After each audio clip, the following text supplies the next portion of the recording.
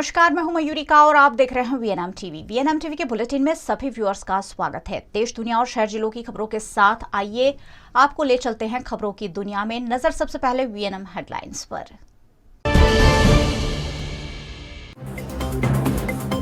PM Modi के हाथों lifestyle for environment project launch, पर्यावरण के अनुकूल जीवन शैली पर दिया गया जोर।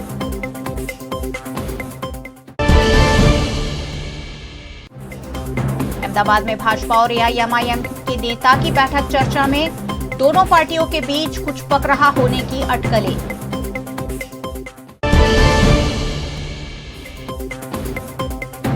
और वडोदरा में पत्नी के प्रेमी को ब्लैकमेल करने मामले, पति गिरफ्तार, प्रेमी ने की थी खुदकुशी।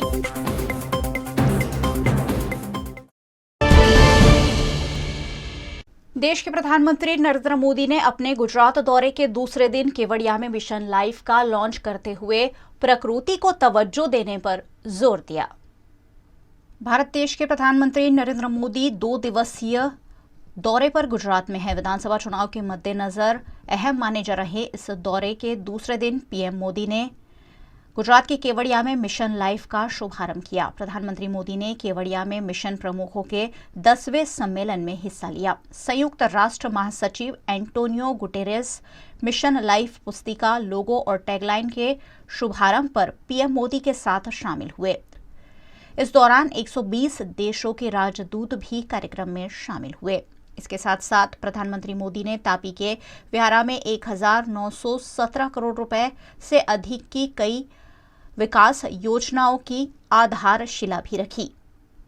इस दौरान प्रधानमंत्री मोदी ने अपने संबोधन में लोगों को प्रकृति के प्रति जिम्मेदारी समझने की अपील की और कहा कि ये मिशन लाइफ हमें पर्यावरण की सुरक्षा के प्रति प्रेरित करता है। प्रधानमंत्री नरेंद्र मोदी ने ये भी कहा कि आज भारत प्रगति भी और प्रकृति भी का उत्तम उदाहरण बन रहा है। विधानसभा चुनाव के माहौल के बीच गुजरात के अहमदाबाद में एआईएमआईएम के नेताओं और भारतीय जनता पार्टी के नेताओं के बीच हुई बैठक चर्चा का केंद्र बनी है। गुजरात में इन दिनों विधानसभा चुनाव के मद्देनजर राजनीतिक गतिविधियां तेजी पकड़ती जा रही है। इसी बीच अहमदाबाद में भारतीय जनता पार्टी और एआईएमआईएम के नेताओं के बीच बैठक की खबरें सामने आई थी, जिसे खुद एआईएमआईएम के साबिर काबलीवाला ने झुठलाया है। उनका कहना है कि वो किसी और मसले में भारतीय जनता पार्टी के नेताओं से मिले थे। इस मामले उन्होंने अपनी सफाई देते हुए प्रतिक्रिया भी दी है। इलेक्शन सर पर है और ये राजकारण खेला जा रहा है। आप सबने देखा, मैंने ये फोटो बताया अभी। वो फोटो के अंदर 300 मेंबर बैठे, टेक्सटाइल के मेंबर बैठे, सरकारी अधिकारी बैठे, मेयर साहब बैठे, धर्मेंद्र शाह साहब बैठे, मैं बैठा हूँ और सभी के साथ में ओपन में मीटिंग हुई है प्रोजेक्ट चालू करवाने के लिए। हम लोग प्रोजेक्ट चालू करवाने के लिए मीटिंग की। इसमें से उसी अभी मैंने फ़ोटो भी बताया सबको, और वो फ़ोटो सबको भेज भी दिया है। उसमें से ये लोग क्रॉप करके रखा है कि ये मेयर साहब के साथ, मेयर साहब इनके ऑफिस पे आए थे, लेकिन वहाँ ये लोग आए थे, वहाँ पर जो प्रोजेक्ट बनता है उसी ऑफिस के वहाँ पर ये मीटिंग हुई है। कौन सा प्रोजेक्ट चल रहा है? ये टेक्सटाइल एसोसिएशन का CTV plant, common treatment plant, जितनी फैक्ट्रियाँ जो आई हुई है 700 फैक्ट्री है, उसका जितना कलर केमिकल का पानी उसमें जाएगा और ट्रीट करके वो पानी निकालेगा। ये प्रोजेक्ट जो है 166 करोड़ रुपये का प्रोजेक्ट है और ये अब ये 30 तारीख को चालू हो जाएगा। तो कुछ लोग उसके पीछे लगे कि ये प्रोजेक्ट चालू ना हो, कि 1.5 लाख मजदूर भी बेकार हो गए। मजदूरों को रोजी मिलने वाली है, फैक्ट्री चालू होने वाली है, तो इनको पेट में दुखेगा ही। सामने चुनाव है और इसका जवाब मजदूर है और फैक्ट्री वाले जो है वो इसको ये चुनाव के अंदर इनको जवाब देंगे। और गोपाल इटालियन जो ट्वीट किया, ये ट्वीट तो उसने भी किया था, केजरीवाल साहब ने भी, कि मेरा जन्मजात आरएसएस से रिश्ता है, मेरे बाप दादा आरएसएस के साथ में आरएसएस में की विचारधारा वाले हैं। तो आरएसएस की विचारधारा क्या है सब जानते हैं। तो ये आरएसएस की विचारधारा दलित, मुस्लिम, आदिवासी और अदर को सबको ख़त्म करने की विचार है और देश को ख़त्म करने का। आप सब देख रहे हैं कि देश की हालत क्या है। तो अब जो आएगा तो वो क्या आएगा, वो क्या काम करेगा, खाली खाली लॉलीपॉप दे रहा है। अच्छा, इसने जो अभी लालच दिए कि लाइट फ्री में देंगे, हम लोग 300 यूनिट फ्री में देंगे। दूसरी बात उसने ये भी बताई कि लाइट फ्री में 300 यूनिट देंगे, लेकिन दिल्ली में तो ये लोग ने रिजेक्ट कर दिया। गई 2 महीने पहले ये लोग ने रिजेक्ट कर दिया कि अब वो फ्री देंगे नहीं। ये खाली खाली लॉलीपॉप दे रहे हैं। और ये इसके बहाने ये लोग ने सब पुरावे, अच्छा मुस्लिम विस्तार के अंदर क्यों ये लोग घूम रहे हैं? सीट तो एक भी देने की नहीं है। मुस्लिम विस्तार में से ये लोग पुरावे ले रहे हैं और वो पुरावे एनआरसी में रखने वाले हैं। ये पूरा ये उसका भी, अब वो बीजेपी कांग्रेस नहीं कर पाई, वो काम ये कर रही है। ये जितने भी एविडेंस ले गए ये एनआरसी में ये लोग रखने वाले हैं। गुजरात के वडोदरा शहर में अवैध संबंधों के चलते पिछले दिनों मयूर पटेल ने खुदकुशी कर ली थी। इस मामले पिता की शिकायत के आधार पर कार्रवाई करते हुए पुलिस ने ठोस कदम उठाए हैं, जिस पर पुलिस अधिकारी द्वारा जानकारी दी गई। जी, आप सौ લોકો જાણો છો કે police commissioner Shri doctor Shamsher Singh sir, joint CP અને ડીસીપી શ્રીઓનું એક જ આશય છે કે શહેરમાં ક્યાંય ખંડણીખોરીની પ્રવૃત્તિ ચાલવી જોઈએ નહીં। આ ટાઇટલ હેઠળ દરેક ઇન્સ્પેક્ટર અને ઓફિસરશ્રીએ પોતાના વિસ્તારમાં સારી એવી પકડ રાખેલી છે। સિટી પોલીસ સ્ટેશનમાં એક ગુનો ફરિયાદી શ્રી દીપકભાઈ પટેલે દુષ્પ્રેરણ આઈપીસી 306 મુજબનો દાખલ કરાવેલ છે। તેની વિગત એવી છે કે એમના મરણ જનાર દીકરા મયુરભાઈને કોઈ એક સલમાબેન સાથે લગ્ન બાહ્યેતર સંબંધ હતા અને એકબીજાની સહમતિથી આ સંબંધો હતા। સંબંધ પેટે આરોપી દરવેજ નામના ઈસમે ફરિયાદી પાસેથી યા તો એના મરણ જનાર દીકરા પાસેથી વારંવાર નાની મોટી રકમોની માંગણી કરવામાં આવેલી છે। જ્યાં સુધી આ મરણ જનાર મયુર દ્વારા એમની પાસે ફંડ અવેલેબલ હતું ત્યાં સુધી એમણે પૈસા આપ્યા, પણ જ્યારે નહીં હતું અને મોટી રકમની માંગણી કરી અને તેમની પાસે પૈસા નહીં હોવાના કારણે આત્મહત્યા કરી લીધી છે। જેમાં આરોપી દરવેજ અટક થયેલ છે, 3 દિવસના રિમાન્ડ મળેલા છે અને આ ખંડણીખોરીમાં મળેલી રકમ પૈકી અંદાજિત 25,000 રૂપિયા રિકવર કરેલા છે। ખાસ જોવા જઈએ તો 2.5-3 વર્ષથી આ લોકોને અરસપરસ કંઈ પૈસા માગવાની વૃત્તિ ચાલતી હતી। જાવેદ નામના જે વ્યક્તિ છે એ બંને પક્ષના મિત્ર છે, પડોશી છે। ફરિયાદી પક્ષ, આરોપી પક્ષ બંનેના વચ્ચેનો એક બોન્ડ છે। જે મરણ જનાર મયુર છે, છેલ્લા દિવસે એમણે જે સુસાઇડ નોટ લખી છે તેને ડિક્લેર કરનાર યા તો બતાવનાર એ જાવેદ પોતે છે। જી બિલકુલ, એ તપાસના કામે સીઝ કરવામાં આવેલ છે, કબજે સોરી બિલકુલ। મયુરે આત્મહત્યા કરવાનું નક્કી કર્યા પછી સેલ્ફોસ નામની ટેબ્લેટ આવે છે, આપ જાણો છો કે જે કઠોળ અને ઘઉંના સાચવણી માટે વપરાય છે, જેમાં એલ્યુમિનિયમ ફોસ્ફાઇડ કરીને ઝેરી પદાર્થ હોય છે। ના, દવા તો મરણ જનાર પોતે પોતાની રીતે ક્યાંથી મેળવેલી છે ને ઓપન માર્કેટમાં અવેલેબલ છે। ના, એ વાત ખરી નથી। દવાનો જે સોર્સ છે હજી અંડર ઇન્વેસ્ટિગેશન છે કે આ સેલ્ફોસ ક્યાંથી આવી છે। સલમાની પૂછપરછ થઈ છે અને આઈઓ દ્વારા હજી વધુ પૂછપરછ ચાલુ છે। वीआरएम न्यूज में वक्त है एक छोटे से ब्रेक का। बनी रहिए हमारे साथ। ब्रेक के उस पार भी खबरों का सिलसिला लगातार जारी रहेगा। देखते रहिए वीएनआर। भारत ले रहा है इलेक्ट्रिक अंगड़ाई। क्यों ना हम साथ चले, साथ चले, साथ बढ़े, साथ बढ़े, देश मेरे, देश मेरे। देश को ले जाए नई दिशा की ओर। आपका जॉय, भारत का जॉय। ધોરણ 12 પછી કેનેડામાં ઓછામાં ઓછા બજેટમાં કઈ રીતે સ્ટડી કરી શકાય એનું સંપૂર્ણ માર્ગદર્શન મેળવવા આજે જ વિઝિટ કરો કાનન ઇન્ટરનેશનલ, જ્યાં તમને મળશે IELTS, PTE, TOEFL, GRE અને સેટના કોચિંગ સાથે કોલેજ યુનિવર્સિટીના study options, facilities like mock test, SOP, EMI, education loan, visa filing અને pre departure everything under one roof. તો આજે જ આવો Kanan international at Trident complex, racecourse road, Vadodara. વડોદરાના ઘણા વિસ્તારો જેમ કે અકોટા, માંજલપુર, અલકાપુરી, મકરપુરા વગેરે વગેરે વિસ્તારોના લોકો ચિંતામાં છે। આ ચિંતાનું કારણ છે વડોદરાના લોકોમાં વધતી ઈર્ષા. જી હા, અને આ ઈર્ષાનો સ્ત્રોત છે તરસાલી એરિયામાં આવેલ રેઝિડેન્શિયલ પ્રોજેક્ટ દર્શનમ પ્લેસ. ઘણી બધી એમ્યુનિટીઝથી ભરપૂર આ 2 અને 3 BHK પ્રોજેક્ટ બની ગયો છે નવા ઘર શોધવાવાળા લોકો માટે એક અનોખો અવસર. भारत ले रहा है इलेक्ट्रिक अंगड़ाई. क्यों न हम साथ चले, साथ चले, साथ बढ़े, साथ बढ़े, देश मेरे, देश मेरे. देश को ले जाए नई दिशा की ओर.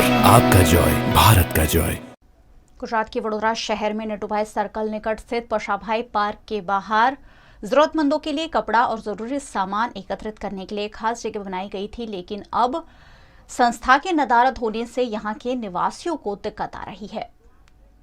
वडोदरा के पशाभाई पार्क गेट के बाहर जरूरतमंद लोगों के लिए द वॉल ऑफ ह्यूमैनिटी बनाई गई थी, जहां बिन जरूरी सामान जरूरतमंदों और गरीबों के लिए लोग छोड़ देते थे.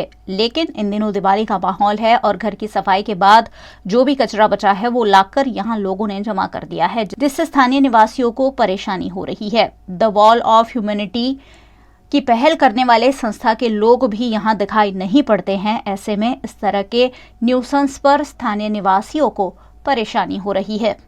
ये पशाभाई के वहाँ बैठने के लिए बांकड़े लगवाए थे, पर अंदर के सेवाभावी लोगों ने यहाँ कपड़े पुराने रखना चालू किया है.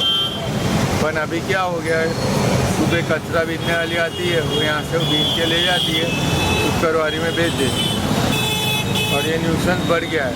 अभी बैठ नहीं सकते, यहाँ पे गंदे कपड़े पड़े रहते हैं और ये न्यूसेंस हो गया बहुत बड़ा. सोसाइटी के बाहर ऐसी चीज़ें पड़ी रहती है, कितना फर्क पड़ता है दिवाली का टाइम में? पड़ता ही है, कचरे का ढेर पड़ा इधर, पर किसी को पड़ी नहीं है, सब कचरा इधर ही डालते हैं. ये बैठने की जगह है कि कभी बैठते हम लोग शांति से. अभी ये लोगों ने कचरे का ढेर कर दिया इधर, ये चप्पलों का ढेर पड़ा इधर. क्या काम का ये न्यूसेंस ही है ना बहुत बड़ा. समान काम समान वेतन का मामला कोर्ट में पेंडिंग होने के बावजूद फिर एक बार वडोदरा में गुजरात रिफाइनरी के कर्मचारियों ने धरना प्रदर्शन करते हुए अपना विरोध जताया. वडोदरा की गुजरात रिफाइनरी के कर्मचारी समान काम समान वेतन की मांग को लेकर धरने पर बैठे हैं. इस मामले कोर्ट द्वारा आदेश कर दिए जाने के बावजूद समान काम समान वेतन का लाभ गुजरात रिफाइनरी द्वारा कर्मचारियों को नहीं दिया जा रहा है, जिस पर विरोध प्रदर्शन करते हुए धरना देकर मामले पर कर्मचारियों ने आपत्ति जताई. जिल्लाના ચીફ લેબર કમિશનર સેન્ટ્રલ તરફથી સમાન કામ સમાન વેતનનો ઓર્ડર કરવામાં આવેલો છે. એના અનુસંધાનમાં જે રેગ્યુલરને બેઝિક મળે છે એ બેઝિક અમને મળવું જોઈએ. અને ગુજરાત હાઈકોર્ટની અંદર પણ અમારો ઓર્ડર થયેલો છે, સુપ્રીમ કોર્ટમાં એ ઓર્ડર થયેલો છે. ઓર્ડર થયેલો તેમ છતાં પણ ગુજરાત રિફાઇનરી મેનેજમેન્ટ તરફથી અમને કોઈ રિસ્પોન્સ મળ્યો નથી. અને એના માટે ના છૂટકી અમારે અગાઉ 2/2/2021ના રોજ અમે હડતાલ પાડી હતી, પણ એ હડતાલના અનુસંધાનની અંદર અમને 3 મહિનાનો જે ટાઈમ આપવામાં આવ્યો હતો એ ટાઈમના અનુસંધાનની અંદર આજે 3 મહિનાની જગ્યાએ અત્યારે અમારે 1.5 થી 2 વર્ષ થવા આવ્યા છે. તેમ છતાં પણ મેનેજમેન્ટે આંખ આડા કાન કર્યા છે અને અમારી વાતને કોઈ ધ્યાન પર લેવામાં આવેલ નથી અને અમારી માંગને પણ સ્વીકારવામાં આવેલ નથી. ત્યારબાદ અમારા રિજનલ લેબર કમિશનર સાથે પણ અમારા સેટલમેન્ટ માટે વાટાઘાટો અમારા કેમિકલ મજદૂર પંચાયતના અસીમ રોહિ સાહેબ પાસે પણ ચર્ચા ચાલુ હતી, પણ એનો પણ અમને કોઈ જવાબ આપવામાં આવેલ નથી. માટે ના છૂટકે અમારે આ ભૂખ હડતાલ કરવાનો વારો આવ્યો. મારી માગ એ છે કે ચીફ લેબર કમિશનરનો ઓર્ડર થયો, આજે સર્વિસનો ઓર્ડર થયો છે અને સુપ્રીમ કોર્ટને બી ઓર્ડર થયો, હાઈકોર્ટમાં ઓર્ડર બી થયેલો છે. તે છતાં આઈઓસીના અધિકારીઓને અમે વારંવાર રજૂઆત કરવા છતાં અત્યાર સુધી અમારે કોઈ નિરાકરણ આવ્યું નથી. એટલા માટે અમે ના છૂટકે ભૂખ હડતાલ ઉપર બેસીએ છીએ. જ્યાં સુધી અમારું રિઝલ્ટ નહીં આવે ત્યાં સુધી અમારી ભૂખ हड़ताल चालू રહેશે. इस मामले गुजरात रिफाइनरी के प्रबंधन की प्रतिक्रिया जानने की कोशिश करने पर आईओसीएल की ओर से कहा गया कि पूरा मामला कोर्ट के अधीन है, ऐसे में किसी भी तरह का बयान देना सही नहीं होगा. साथ ही जब मामला कोर्ट के अधीन हो तब इस तरीके का धरना प्रदर्शन भी नहीं होने की बात आईओसीएल की ओर से कही गई. गुजरात के भावनगर में फिर एक बार बाजरे की आड़ में गांजे की फसल ली जा रहे होने का मामला एसओजी पुलिस ने उजागर किया है. भावनगर शहर और जिले में लगातार नशीले पदार्थों की फसल के मामले सामने आ रहे हैं।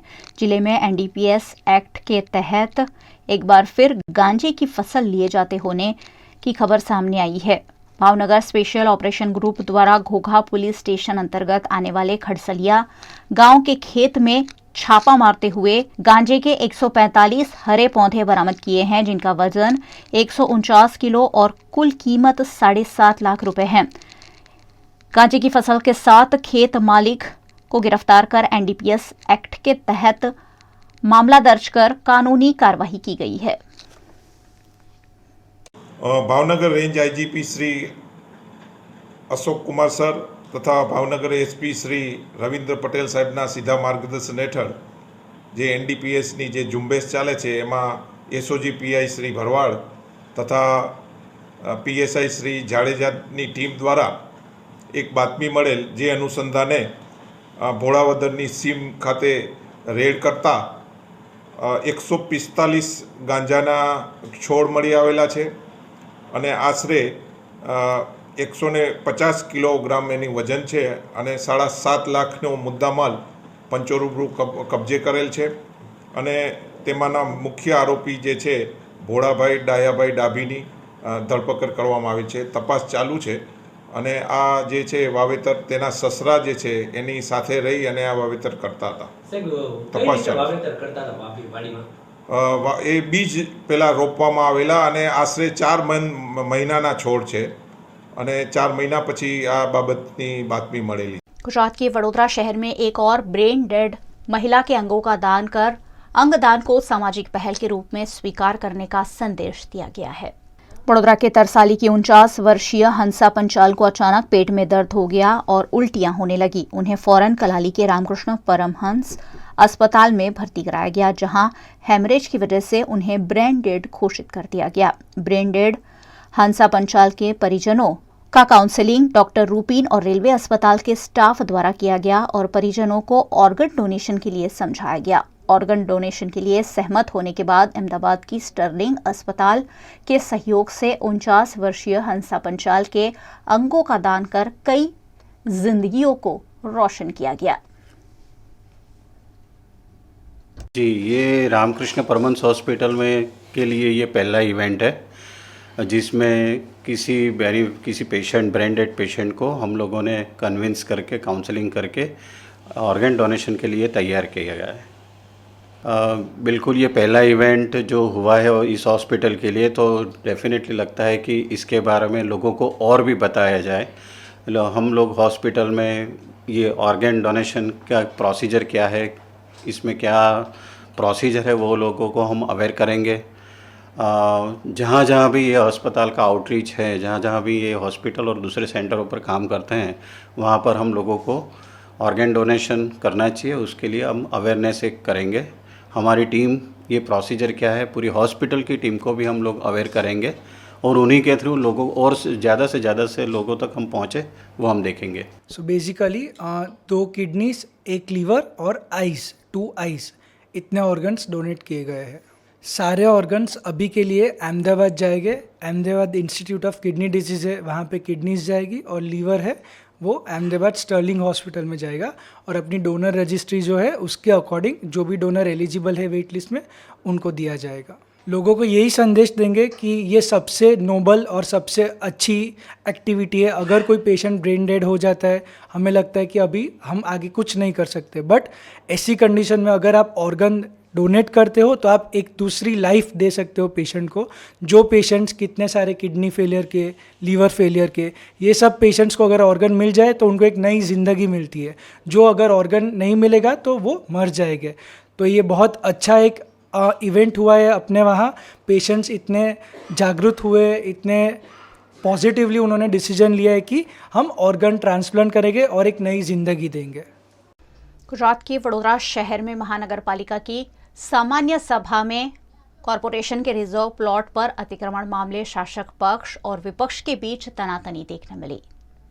गुजरात के वडोदरा शहर में कॉरपोरेशन की सामान्य सभा का आज आयोजन हुआ, जिसमें कई मुद्दों पर चर्चा की गई। इस मौके पर शासक पक्ष और विपक्ष के बीच तनातनी भी देखने मिली। कांग्रेस नगर सेवक पुष्पा वाघेला द्वारा गरबा ग्राउंड पर लगाए गए खुद के बैनर पोस्टर पर वडोदरा महानगर पालिका के मेयर केयू रोकड़िया ने सवाल उठाते हुए कहा कि आपने इस मैदान पर कब्जा कर लिया है, लेकिन इस पर कांग्रेस नगर सेविका पुष्पा वाघेला ने भी पलटवार करते हुए कहा कि बैनर पोस्टर लगाने से ग्राउंड हथियाना नहीं होता है। ऐसे तो कई ग्राउंड भारतीय जनता पार्टी के नेताओं द्वारा अपने पास रख लिए गए हैं, जिस पर कॉरपोरेशन कोई कार्यवाही नहीं कर रहा है। इस मुद्दे को लेकर सभा में काफी घर्षण देखा गया। પુષ્પાબેન તમારું તો મારી પાસે આજે જ આવ્યું છે। હું એ બધાની સામે કોઈ તમે બોલવા ના ઉભા થતા। તમે કોઈ પ્લોટની અંદર તમારા નામનું બેનર માર્યું છે, તમારા પ્લોટની અંદર કોઈ તમારા નામનું બેનર માર્યું છે અને મને આજે ફરિયાદો આવી રહી છે બધા તરફથી પુષ્પાબેનના નામ। હું બધાને મોકલું છું અહીંથી। કોઈ પ્લોટને ગરબાના ગ્રાઉન્ડનું નામ પણ આપી દીધું। એનો ખુલાસો એટલે હું તો બોલાઈ પૂછવાનો તો આપણે પોતે બોલવા ઉભા થયા છે। બાળકૃષ્ણ ગરબા ગ્રાઉન્ડ, પુષ્પાબેન વાઘેલા, વડોદરા મહાનગરપાલિકા। उत्तर प्रदेश के उन्नाव में मदरसे में पढ़ाने वाले एक मौलाना द्वारा नाबालिग बच्ची के साथ अश्लील हरकतें करने की कोशिश की गई, जिसके चलते पुलिस ने मौलाना को गिरफ्तार कर लिया है। उत्तर प्रदेश के उन्नाव जिले के गंगा घाट कोतवाली क्षेत्र के एक मदरसा में पढ़ने गई 5 साल की मासूम के साथ मौलाना द्वारा अश्लील हरकत करते हुए उससे दुष्कर्म का प्रयास किया गया। मासूम के पिता ने मामले की शिकायत पुलिस में की, जिस पर कार्रवाई करते हुए पुलिस ने आरोपी मौलाना अब्दुल रहीम को गिरफ्तार कर लिया है। मौलाना मूल रूप से बिहार का रहने वाला है। इस समय वो जामिया महमूदिया अशरफुल उलूम थाना जाजमऊ कानपुर नगर के गंगा घाट कोतवाली क्षेत्र के 16 बीघा इलाके में एक मदरसे में पढ़ाता है। आज सुबह गंगा घाट कोतवाली के एक गांव में रहने वाली 5 साल की मासूम जो उसी मदरसे में पढ़ती थी, उसके साथ मौलाना द्वारा अश्लील हरकतें करने की कोशिश की गई। पीड़ित बच्ची ने फौरन घटना की जानकारी अपने माता पिता को दी।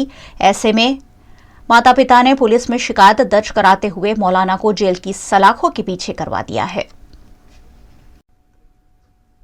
गुजरात में जल्द ही विधानसभा चुनाव का ऐलान संभव है और ऐसे में आचार संहिता लागू होने से पहले ही वडोदरा कॉरपोरेशन द्वारा विकास कार्यों को तेजी दे दी गई है।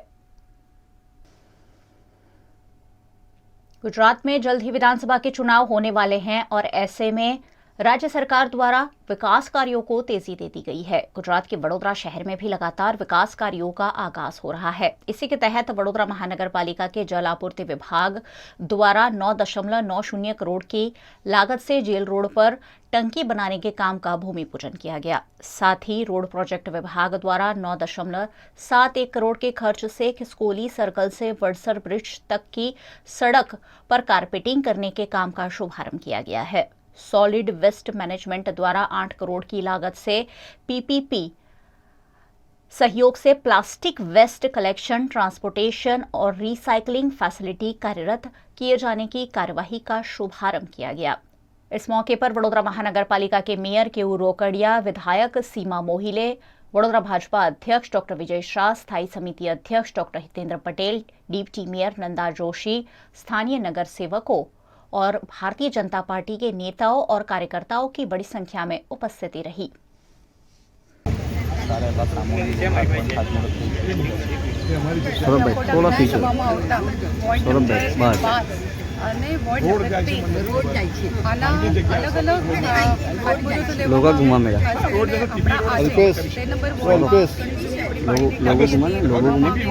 અને વિસ્તારના લોકોને સેલિબ્રેશન મળે વિધાનસભા ડોંગપુરા વિસ્તારની પણ કવરેજ થાય એના માટે પાણીના ટાંકીનું ખાતમુહૂર્ત દેવામાં આવે છે।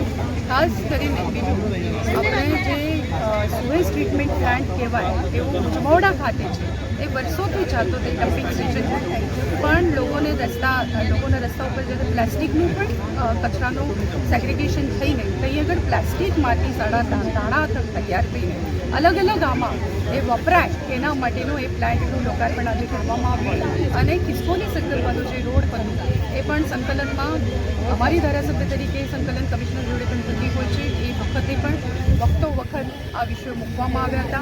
કોર્પોરેટરે પણ એનું આયોજન કર્યું હતું, વિષય મૂક્યા હતા સ્ટેન્ડિંગમાં પણ, અને એનું ફળ સ્વરૂપે કોર્પોરેશને માનનીય મેયર કેયુરભાઈ રોકડિયાના હસ્તે આજે એનું લોકાર્પણ કરવામાં આવ્યું. મને ખુશી છે લોક ઉપયોગી બધા જ કામો હમણાં ઇલેક્શનના પહેલાં અને જેના વર્ક ઓર્ડર નીકળી ગયા છે એનું આજે બધાના ખાતે લેવામાં આવ્યું. વડોદરા શહેરના આજે તમામ વિસ્તારોની અંદર કોર્પોરેટરો ધારાસભ્યોને સાથે રાખીને ખાતમુહૂર્તના કાર્યક્રમો રાખવામાં આવ્યા છે. એમાં આજે ward number 13, ward number 7, ward number 14ને ફાયદો કરાવે, પાણીનું પ્રેશર સુધરે એના માટે જે જેલ રોડની ટાંકી 2019થી તોડી નાખવામાં આવી હતી, ત્યાં નવીન ટાંકીનું ખાતમુહૂર્ત 10 કરોડના ખર્ચે કરવામાં આવ્યું છે. એની સાથે ખિસકોલી સર્કલથી વડસર બ્રિજને જોડતો જે રોડ છે એને વાઇડનિંગનું કામ કરવાનું પણ આજે ફૂટપાથ સાથેનું ગ્રીનરી સાથેનું વાઇડનિંગનું કામનું ખાતમુહૂર્ત કરવામાં આવ્યું છે. એની સાથે વડોદરા શહેરની અંદર જે પ્લાસ્ટિકનો કચરો આવે છે, દૂધની કોથળીથી લઈને શેમ્પૂની બોટલથી લઈને હાર્પિકની બોટલ સુધી, આ તમામ જે પ્લાસ્ટિક વેસ્ટ હોય છે, આ પ્લાસ્ટિક વેસ્ટનું સેગ્રિગેશન કરીને આ પ્લાસ્ટિક વેસ્ટમાંથી એને રીયુઝ કરી શકાય, એના માટે પ્લાસ્ટિકને રિસાયકલ કરી શકાય એ પ્લાન્ટનું લોકાર્પણ પણ આજે કરવામાં આવ્યું છે. આજે અલગ અલગ વિસ્તારોમાં અલગ અલગ કોર્પોરેટરોને સાથે રાખીને, ધારાસભ્યોને સાથે રાખીને કરોડોના કામ, જે 10 કરોડની નીચેના કામ છે, તમામ કામોનું ખાતમુહૂર્ત આજે બધા જ વિસ્તારોની અંદર થઈ રહ્યું છે. વડોદરા શહેર વિકાસની ગતિએ ખૂબ અગ્રેસર છે. એક વખત હતો વર્ષો પહેલાં કે જ્યારે આખા વર્ષની અંદર આટલા કામ થતા હતા, અને આજે એક દિવસની અંદર આજે કરોડોના કામ થઈ રહ્યા છે. આવતીકાલે પણ સર સયાજીરાવ નગરગૃહની અંદર 700 કરોડના કામોના ખાતમુહૂર્ત અને લોકાર્પણ થવા જઈ રહ્યા છે. વડોદરા શહેર માટે આ ખૂબ મોટી ઉપલબ્ધિ છે અને ખૂબ મોટી સિદ્ધિ છે. ત્યારે વડોદરાના સર્વે નગરજનોના સુખાકારીમાં વધારો થાય, એમને સારી ફેસિલિટી મળે, એના માટે વડોદરા મહાનગरपालिका कटिबद्ध છે અને આગળ વધી રહી છે. गुजरात के दाहोद के धानपुर के भाजपा नेता पिछले दिनों कांग्रेस में जुड़ गए थे, लेकिन कांग्रेस में भी बात नहीं बनने पर आखिरकार भाजपा नेता ने पार्टी में घर वापसी की है. गुजरात में विधानसभा चुनाव के माहौल के बीच दल बदल के किस्से भी लगातार सामने आ रहे हैं. गुजरात के दाहोद जिला भारतीय जनता पार्टी देवगढ़ बारिया के प्रभारी और उप जिला भाजपा बख्शीपंच के अध्यक्ष लवार गोप सिंह 10 दिनों पहले कांग्रेस पार्टी में जुड़े थे. उनकी घर वापसी हुई है. धानपुर के लवार गोप सिंह ने एक पत्रकार परिषद में बताया कि 10 दिन पहले कांग्रेस के अग्रणी नेताओं ने उन्हें मिसगाइड करते हुए कांग्रेस का खेस पहना दिया था, लेकिन पिछले 27 साल से वे भारतीय जनता पार्टी से जुड़े हुए हैं और ऐसे में भारतीय जनता पार्टी से ही जुड़े रहना चाहते हैं. आज तारीख 20/10/2022 रोज दाहोद श्री कमलम खाते रूबरू हाजर थाय अमारा भारतीय जनता पार्टी दाहोद जिल्लाना संगठनना प्रमुख श्री माननीय शंकरसिंह मलिया साहेब તેમજ भारतीय जनता पार्टी महामंत्री श्री स्नेहलभाई તેમજ भारतीय जनता पार्टी महामंत्री श्री नरेंद्रभाई सोनी साहेब તેઓની હાજરીમાં આજ રોજ તારીખ 20/10/2022 રોજ હું લવાર બોક્સિંગ કેસરશ્રી દાહોદ શ્રી કમલમ ખાતે પુનઃ મારી માતૃ સંસ્થા ભારતીય જનતા પાર્ટી સાથે ફરીથી જોડાઈને જાહેર કરું છું કે તારીખ 10/10/2022 રોજ કોંગ્રેસના અગ્રણી નેતાઓએ મને ગેરમાર્ગે દોરી ઘોળવીને અમદાવાદ ખાતે રાજીવ ગાંધી ભવનમાં લઈ જઈ અને કોંગ્રેસમાં ખેસ પહેરાઈ મને કોંગ્રેસમાં સામેલ કરેલ હતો. પરંતુ હું ભારતીય જનતા પાર્ટીની વિચારધારામાં છેલ્લા 27 વર્ષથી જોડાયેલ છું અને દાહોદ જિલ્લા બક્ષીપંચ મોરચા પ્રમુખ અને સંગઠનના વિવિધ હોદ્દા પર રહેલ છું અને આવનારી 2022 વિધાનસભાની ચૂંટણી ભારતીય જનતા પાર્ટી 150 થી વધારે સીટોથી જીતશે તેવી આશા સાથે આજે મારી જૂની માતૃ સંસ્થા એટલે કે ભારતીય જનતા પાર્ટીમાં આજ રોજ જોડાઉં છું અને પાર્ટી હવે પછી જે કંઈ જવાબદારી સોંપશે ચૂંટણી દરમિયાન તે નિષ્ઠાપૂર્વક નિભાવીશ. अस्तु. भारत माता की जय. उत्तर प्रदेश के उन्नाव में बाढ़ की स्थिति के बीच गायों की बदहाली सामने आ रही है. उत्तर प्रदेश के उन्नाव में पहले ही गायों के हाल बेहाल थे और इन दिनों बाढ़ की स्थिति से गायों के हालत बद से बदतर हो गई है। उत्तर प्रदेश के उन्नाव विकासखंड बांगरमऊ के कटरी इलाके में बाढ़ का जलस्तर लगातार बढ़ रहा है, जिससे लोगों के सामने मुसीबत खड़ी हो गई है। 4000 जितने लोगों को सरकार राहत सामग्री पहुंचा रही है। वहीं बांगरमऊ से सटे खैरुद्दीनपुर गांव में बनी गौशाला में पानी के कारण गायें फंस गई है। उन्हें भूख से जूझना पड़ रहा है। गौशाला के केयर टेकर 40 गायों को गेट बंद करके फरार हो गए हैं। उन्हें खाना तक नसीब नहीं हो रहा है। गौशाला का मुख्य दरवाजा पानी के कहर में समा गया है। गौवंश गुहार लगाकर तड़पती हुई नजर आ रही है, लेकिन उन्हें खाना देने वाला कोई नहीं है। घंटों इंतजार के बाद केयरटेकर ने गौशाला का मुख्य दरवाजा तो खोला, ऐसे में गौवंश भूख प्यास से तड़पकर गेट की ओर से निकलने का प्रयास करने लगी, जिससे गौ सेवक ने फिर से गेट बंद कर दिया। खैरुद्दीनपुर की गौशाला है ये जी। इसमें फिलहाल में कितने जानवर हैं? 40। इस गौशाला में जो पानी भरा हुआ, बाढ़ का पानी भरा हुआ है जी, इसके अंदर ऐसी कैसी स्थिति है जानवरों की? अभी तो ठीक है। गायों की? हाँ ठीक है। पानी घट भी गया है, बाहर निकालते हैं। फिलहाल चारा पानी कैसे पहुंचाया जा रहा है? चारा बराबर है। ग्राम प्रधान जी देखने आते हैं? नहीं, वो 2 बार आते हैं, 2-3 बार आते हैं देखने के लिए। हाँ। कोई जानवर बीमार पड़े? कोई नहीं। आप यहाँ पर किस पद पर हैं? केयर टेकर हैं? Care taker. और कौन है? राजेश। वो कहाँ है? ये पास ही में है। वीएनएम न्यूज रूम से आज बस इतना ही। वीएनएम की खबरों को आप रोज रात 9 बजे फेसबुक और यूट्यूब पर तो लाइव देखते ही है, साथ ही आप वीएनएम की खबरों को 24 घंटे डेली हंट, वोडाफोन टीवी, जियो टीवी जैसे OTT प्लेटफॉर्म्स पर भी लगातार देख सकते हैं। देखते रहिए वीएनएम, जुड़े रहिए वीएनएम के साथ। नमस्कार।